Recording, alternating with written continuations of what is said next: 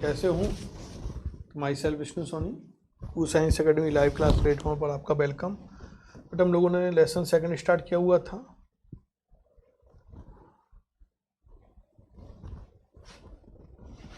One minute wait, देखते हैं lesson second क्या है आप लोगों के। देखो एनसीईआरटी के अंदर आपके लेसन सेकंड है जीव जगत का वर्गीकरण ना, बायोलॉजिकल क्लासिफिकेशन। इसको अपन लोग बेटा डिस्कस कर रहे थे और उसके कुछ पार्ट हम लोगों ने डिस्कस कर लिए थे लास्ट क्लास तक। एक बार अपन लोग इसको एनसीईआरटी से रीड करते हैं और आगे का कुछ पार्ट हम लोग जो समझना चाहते हैं आज की इस क्लास में वो भी क्लियर करेंगे। तो देखिए बेटा, सभ्यता के क्या लिखा हुआ है एक बार देख लेते हैं। सभ्यता के प्रारंभ से ही मानव ने सजीव प्राणियों के वर्गीकरण के अनेक प्रयास किए हैं। वर्गीकरण के प्रयास वैज्ञानिक मानदंडों की जगह सहज बुद्धि पर आधारित हमारे भोजन, वस्त्र एवं आवास जैसी सामान्य उपयोगिता के वस्तुओं के उपयोग की आवश्यकताओं पर आधारित थी। इन प्रयासों में जीवों के वर्गीकरण के वैज्ञानिक मापदंडों का उपयोग सर्वप्रथम अरस्तु ने किया। क्लियर? सर्वप्रथम वर्गीकरण की आधारशिला रखने वाला वैज्ञानिक अरस्तु था। और अरस्तु का नाम सुन लिया है आप लोगों ने, क्या था? जीव विज्ञान का जनक और जंतु विज्ञान का जनक भी था। तो वर्गीकरण की सबसे पहले आधारशिला किसने रखी? अरस्तु ने रखी। और उन्होंने क्या किया बेटा, जो पादप होते हैं उन पादपों को उनके अंदर पाए जाने वाले जो सरल आकार के लक्षण होते हैं उनके आधार पर 3 भागों में बांट दिया था, शाक, छुप और वृक्ष, है ना, पढ़ के आ चुके हैं। हर्ब्स, श्रब्स और ट्रीज। तो उन्होंने पादपों को सरल आकार के लक्षणों के आधार पर वृक्ष, झाड़ी और शाक में वर्गीकृत किया था। श्रब क्या होते हैं, शाकीय पादप क्या होते हैं, छुपीय पादप क्या होते हैं, है ना, श्रब क्या है आप लोगों के, हर्ब्स क्या है, और जो आप लोगों के बेटा वृक्ष, ट्री प्लांट क्या होते हैं। इनके लिए हम लोगों ने, आप लोग पुराने वीडियोस को देखना, है ना, आपके पास जो लिंक है उनको देखना आप लोग, उसके अंदर ज़रूर है आपके पास ये हम लोगों ने मेंशन किया था कि कैसे हम लोग आइडेंटिफाई करेंगे कि कोई प्लांट हर्ब नेचर का है, कैसे हम लोग आइडेंटिफाई करेंगे ये श्रब नेचर का प्लांट है, और किस तरह से आइडेंटिफाई कर पाते हैं ये ट्री नेचर का प्लांट है, यानी इनके क्या बेसिक मॉर्फोलॉजिकल कैरेक्टर्स होते हैं वो हम लोग क्लियर करके आए थे। आगे हम लोग कह रहे हैं अरस्तु ने फिर ये तो पादपों को क्लासिफाइड करती है, अरस्तु ने फिर आगे चल के जंतुओं को भी उनके शरीर के अंदर पाए जाने वाला जो रुधिर है, रक्त है, उसके रंग के आधार पर कि उनमें रक्त किस कलर का होता है उनके आधार पर 2 समूह में बांट दिया। एक ऐसे जंतु जिनके अंदर क्या होता है बेटा, रेड कलर का ब्लड होता है, तो लाल रुधिर वाले जंतु, और एक ऐसा जंतुओं का समूह बना दिया जिनके अंदर लाल कलर नहीं होता ब्लड का, लाल के अलावा अन्य कलर होता है, तो उसके अलावा क्या है, अन्य समूह बना दिया था। देखते हैं क्या था, जबकि उन्होंने प्राणियों का वर्गीकरण लाल रक्त की उपस्थिति अथवा अनुपस्थिति के आधार पर किया था। क्लियर? तो एक तो red blooded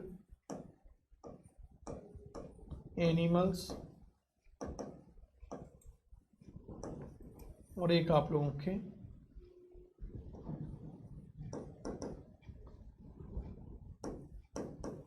other than red blooded animal, यानी लाल रुधिर वाले जंतु और लाल रुधिर के अलावा अन्य रंग वाले रुधिर वाले जंतु। क्लियर? इसके बाद देखते हैं हम लोगों ने फिर आगे क्लियर किया था बेटा कि जो कैरोलस लिनियस था, उस कैरोलस लिनियस ने जो वर्गीकरण की जगत पद्धति दी थी वो 2 जगत पद्धति का प्रतिपादन किया था। तो क्या लिखा हुआ है, लिनियस के काल में सभी पादप और प्राणियों के वर्गीकरण के लिए एक द्विजगत पद्धति विकसित की गई थी, जिसमें उन्हें क्रम से प्लांट यानी पादप एवं एनिमेलिया प्राणी जगत में वर्गीकृत किया गया था। इस पद्धति के अनुसार यूकैरियोटी यानी जो ससीम केंद्रक होते हैं एवं प्रोकैरियोटी जो असीम केंद्र की होते हैं, एक कोशिक और बहुकोशिक तथा प्रकाश संश्लेषी एवं अप्रकाश संश्लेषी के बीच विभेदित कर पाना संभव नहीं था। यानी इन्होंने क्या किया बेटा, संपूर्ण जीव जगत को पादप और जंतु जगत में बांट दिया। अब आगे वैज्ञानिकों के सामने समस्याएं आई कि सारे जो पादप हैं, सारे जितने भी जंतु हैं, वो ऐसे तो है नहीं कि सभी प्रोकैरियोटिक हैं या सारे ही यूकैरियोटिक हैं। तो प्रोकैरियोटिक को कहाँ रखें, यूकैरियोटिक को कहाँ रखें? सारे प्लांट और सारे एनिमल या तो यूनिसेलुलर और मल्टीसेलुलर नहीं है, तो उन यूनिसेलुलर एक कोशिकीय और बहुकोशिकीय मल्टीसेलुलर ऑर्गेनिज्म को कहाँ रखें? ऐसे सारे प्लांट नहीं है जो फोटोसिंथेटिक ही होते हैं, कुछ ऐसे ही प्लांट है, जैसे कवक की बात करें वो नॉन फोटोसिंथेटिक प्लांट होता है, अप्रकाश संश्लेषी होता है, तो उनको कहाँ रखें। तो फिर वैज्ञानिकों के सामने समस्या आई और इसलिए उन्होंने उन आवश्यकताओं के अनुसार पर आगे अन्य वर्गीकरण पद्धतियों का प्रतिपादन किया था, जैसे हम लोग लास्ट क्लास के अंदर देख के आए हैं। त्रिजगत, 4 जगत और 5 जगत पद्धतियों का आविष्कार हुआ था। तो पादपों एवं प्राणियों पर आधारित यह वर्गीकरण आसान एवं सरलता से समझे जाने के बावजूद बहुत से जीवधारियों को इनमें से किसी भी वर्ग में रखना संभव नहीं था। इसी कारण अत्यंत लंबे समय से चली आ रही वर्गीकरण की द्विजगत पद्धति अपर्याप्त सिद्ध हो गई थी। इसके अतिरिक्त वर्गीकरण के लिए आकार के साथ साथ कोशिका संरचना, कोशिका भित्ति के लक्षण, पोषण की विधि, आवास, प्रजनन की विधि या एक विकासीय संबंध को भी समाहित करने की आवश्यकता महसूस की जाने लगी। केवल इनको तो बेटा सामान्यतः बांट दिया था, लेकिन हमें आवश्यकता पड़ी कि उस वर्गीकरण पद्धति में इन लक्षणों को भी आधार माना जाना चाहिए और इन लक्षणों को आधार मान के ही हमें आगे की जगत पद्धतियों को प्रतिपादित करना चाहिए। क्लियर? आगे देखते हैं कि अतः समय के साथ साथ जीवों या सजीवों के वर्गीकरण की पद्धति में अनेक परिवर्तन आए। पादप एवं प्राणी जगत के वर्गीकरण की इन कठिन पद्धतियों, जिनमें सम्मिलित समूह जीवधारियों में होने वाले परिवर्तन शामिल है, सदा ही समाविष्ट रहे। इसके अतिरिक्त जीवधारियों के विभिन्न जगत की संख्या एवं उनके लक्षणों की विभिन्न वैज्ञानिकों द्वारा अलग अलग व्याख्या की गई। आगे देखते हैं बेटा, नेक्स्ट पेज पे आपके क्या लिखा हुआ है। तो देखो, हम लोगों ने 5 जगत पद्धति पढ़ी थी। तो 5 जगत पद्धति में क्या मेंशन है कि सन 1969 में R.H. विटेकर द्वारा 5 जगत पद्धति वर्गीकरण की पद्धति प्रस्तावित की गई थी। इस पद्धति के अंतर्गत सम्मिलित किए जाने वाले जगतों के नाम मोनेरा जगत, प्रोटिस्टा जगत, फंजाई, प्लांटी और एनिमली, ये 5 जगत हैं। और ये किस पर आधारित थी वो भी हम लोगों ने यहाँ देख रहे हैं। ये कोशिका संरचना, पहला लक्षण सेल स्ट्रक्चर, दूसरा शारीरिक संरचना, दूसरा लक्षण पोषण की प्रक्रिया, तीसरा लक्षण प्रजनन, चौथा लक्षण और जाति वृत्तीय संबंध। ये 5 लक्षण उनके वर्गीकरण पद्धति के प्रमुख मानदंड थे, यानी इन लक्षणों पर आधारित थी। तो याद रखना है 5 जगत पद्धति कितने लक्षणों पर आधारित है? 5 लक्षणों पर। पद्धति 5 जगत, लक्षण भी कितने हैं? 5। तो बस सीधा से याद रख लेना। इनके अलावा कोई और पूछे तो वो गलत है, क्योंकि ये क्वेश्चन आ चुका नीट में कि R.H. विटेकर के द्वारा प्रतिपादित 5 जगत पद्धति निम्नलिखित में से किस गुणधर्म पर आधारित नहीं है। तो ये केवल ओनली 5 याद रखने आपको। पहला है कोशिका की संरचना, दूसरा शारीरिक संरचना, तीसरा पोषण की प्रक्रिया, चौथा प्रजनन और 5वां जाति वृत्तीय संबंध। इन 5 लक्षणों पर आधारित थी। और इनमें जो तुलनात्मक अध्ययन है वो आप लोगों के इस टेबल में दिया हुआ है। ये आप लोग NCERT के अंदर टेबल है, इसको एज डिटो जो आप लोगों के टॉपिक चल रहा था 5 जगत पद्धति, उस 5 जगत पद्धति में आगे कंटिन्यू मेंशन कर लेना है। क्लियर? डिस्कस करते हैं यहाँ पर 1 बाय 1 अपन लोग क्या है, एक एक लक्षणों के आधार पर 5 जगत पद्धति का तुलनात्मक अध्ययन हम लोग यहाँ पर समझने की कोशिश करते हैं। देखो, पहला उन्होंने जो लक्षण लिया था वो था कोशिका का प्रकार। कोशिका हम लोग समझ चुके बेटा प्रीवियसली ही कि कोशिका 2 प्रकार की होती है, या तो प्रोकैरियोटिक होगी या यूकैरियोटिक होगी। देखते हैं किस जगत के अंदर किस प्रकार की थी। तो ये हम लोग समझ के आ चुके हैं अभी तक कि केवल मोनेरा जगत के अंदर ही प्रोकैरियोटिक होती है, बाकी सभी के अंदर शेष 4 जगतों में कैसी होती है बेटा, यूकैरियोटिक प्रकार की कोशिकाएं पाई जाती हैं। यानी केवल इसके अंदर प्रोकैरियोटिक होगी, असीम केंद्र की प्रकार की कोशिका होती है, बाकी सभी के अंदर प्रोटिस्टा, फंजाई, प्लांटी और एनिमेलिया, इन सब में क्या होगी आप लोगों के यूकैरियोटिक यानी ससीम केंद्र की प्रकार की कोशिका पाई जाती है। आगे देखें कोशिका भित्ति, अगला लक्षण हमारे पास कौन सा बेटा, कोशिका भित्ति है। सेल वॉल की बात करते हैं। अब हम लोग बेटा सेल वॉल की बात करें तो सेल वॉल उपस्थित है या अनुपस्थित, पहली चीज तो प्रेजेंट है या एब्सेंट है। प्रेजेंट है तो किससे बनी हुई है वो हम लोगों को यहाँ समझना है। तो सामान्यतः मोनेरा जगत के अंदर कोशिका भित्ति पाई जाती है, उपस्थित होती है, और वो सेलुलोस रहित होती है, यानी सेलुलोस से निर्मित नहीं होती, बल्कि वो पॉलीसैकेराइड और अमीनो अम्लों की, पॉलीसैकेराइड को हिंदी में लिखा हुआ बहुसर्कराइड, है ना, तो और अमीनो अम्लों से बनी हुई होती है। तो ये क्वेश्चन हो गया आपके, क्या मोनेरा जगत के सदस्यों में कोशिकाभित्ति पाई जाती है? तो यस। किससे बनी होगी? सेल्यूलोज से या किसी अन्य पदार्थ से? तो अन्य पदार्थ से। कौन सा होगा? पॉलीसैकेराइड और अम्लों से निर्मित होती है। प्रोटिस्टा जगत के सदस्यों के अंदर, सभी प्रोटिस्टा जगत के सदस्यों में कोशिकाभित्ति नहीं पाई जाती, कुछ में पाई जाती है। कुछ में क्या होगी? उपस्थित होती है, ऐसा एनसीईआरटी ने लिखा हुआ है। फंजाई जगत के हर सदस्य में कोशिकाभित्ति पाई जाती है, लेकिन वो सेल्यूलोज रहित होती है, सेल्यूलोज से बनी नहीं होती, बल्कि वो काइटिन युक्त होती है, काइटिन से बनी हुई होती है। अच्छा क्वेश्चन है, नीट ने पिछले, यदि आप लोग 5 से 7 ईयर का पेपर ही ऑब्जर्व करो प्रीवियस, तो वहाँ पर बेटा आप लोगों के लगभग 2 से 3 बार ये क्वेश्चन नीट में पूछा हुआ है।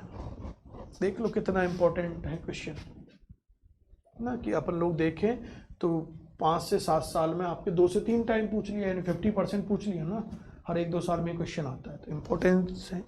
और प्लांटिक की बात करें तो पादप जगत में कोशिकाभित्ति उपस्थित होती है, और किससे बनी होती है? सेल्यूलोज सहित, यानी किससे बनी होगी?